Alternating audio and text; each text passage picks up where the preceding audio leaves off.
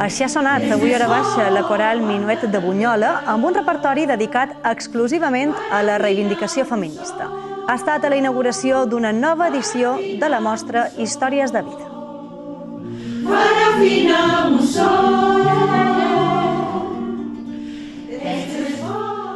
En el marc de la celebració del 8M, 18 joves del poble protagonitzen enguany l'exposició explicant els seus inicis vitals i la seva visió del feminisme.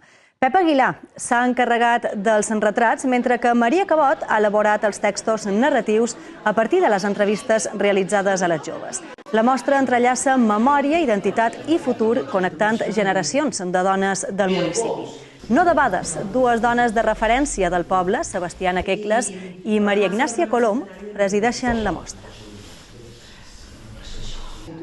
La Maria Ignàcia, una dona que va fer 100 anys ahir, demà, que és el dia del 8M, celebrarem el seu centenari.